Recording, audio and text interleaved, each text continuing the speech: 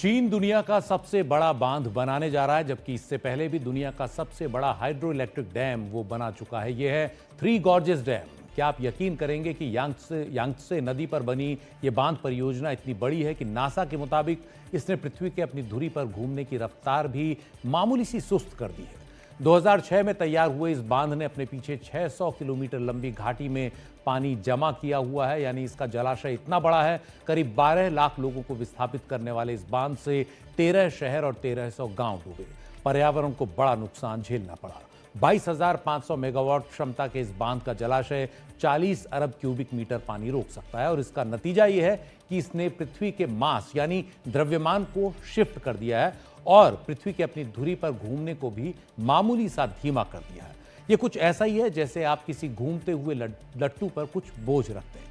तो ऐसा कैसे हो सकता है, इसे और ठीक से समझते हैं। एक बांध कैसे इतनी बड़ी पृथ्वी के अपनी धुरी पर घूमने पर असर डाल सकता है, बहुत ही सरल तरीके से समझने की कोशिश करेंगे। इसके लिए हम आपको एक तस्वीर, एक वीडियो दिखाते हैं। आपने देखा होगा आइस स्केटिंग करते हुए लोगों को और अपने पंजों पर नाचते हुए भी जब देखा होगा आपने किसी को, तो घूमने की रफ्तार यानी एंगुलर वेलोसिटी तब तेज हो जाती है जब कोई इस तरह डांसर जो है अपने हाथों को अपने शरीर के करीब ले आए, यानी शरीर की जो धुरी है उसके करीब उसको जैसे ही लाएगा तो उसकी एंगुलर वेलोसिटी बढ़ जाएगी। जैसे आप इस तस्वीर में देख सकते हैं कि अब ये एकदम एंगुलर वेलोसिटी बढ़ गई।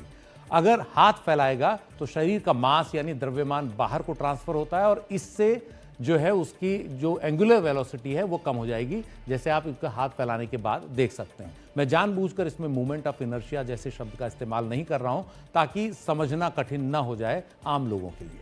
तो आपने भी कई बार ये महसूस किया होगा जब हाथ फैलाकर घूमे होंगे और कोशिश की होगी कि आप तेजी से घूमें, लेकिन हाथ फैलाकर नहीं घूम पाए होंगे। तो ये बेसिकली इसके पीछे का कॉन्सेप्ट है। चीन का जो थ्री गॉर्जेस डैम है उसमें भी ऐसा ही हुआ है। उसकी विशालकाय झील ने धरती के मास यानी द्रव्यमान को थोड़ा अलग और ऊपर को शिफ्ट कर दिया है। कैसे, ये भी समझते हैं।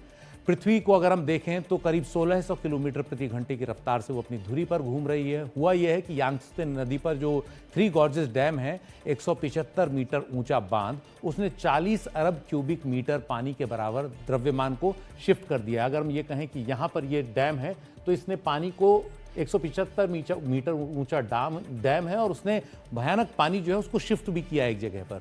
इससे जो है धरती का द्रव्यमान थोड़ा सा शिफ्ट हुआ है और हालांकि ये स्केल के हिसाब से नहीं है, लेकिन इससे धरती के अपनी धुरी पर घूमने की जो गति है उस पर असर पड़ा है और वो सुस्त हुई है। भले ही बहुत मामूली सी सुस्त हुई है, इससे जो धरती के घूमने का समय है एक दिन में 0.06 माइक्रो सेकेंड बढ़ गया है। यानी कि आपका जो पूरी एक धुरी पर घूमना है पूरा धरती का, वो थोड़ा सा लंबा हो गया है और धरती की धुरी की पोजीशन पर भी करीब 2 सेंटीमीटर का असर इससे पड़ा है। ये बता रहा है कि हमारी निर्माण की जो गतिविधियां हैं उनका असर धरती के घूमने पर भी पड़ सकता है। हालांकि ऐसा और भी कई वजहों से होता है, जैसे बहुत बड़े बड़े भूकंप, धरती का तापमान बढ़ने और ध्रुवों पर बर्फ के पिघलने से भी धरती का मास रीडिस्ट्रीब्यूट हो रहा है। समंदर में पानी बढ़ रहा है, ध्रुवों पर बर्फ कम हो रही है, भूमध्य रेखा के आसपास जो है मास इससे बढ़ रहा है और ये भी धरती की गति को कुछ धीमा कर रहा है। हालांकि बहुत मामूली है, लेकिन मामूली चीजें भी धीरे धीरे होकर कई बार बड़ी चिंता बन जाती हैं और बन भी रही हैं।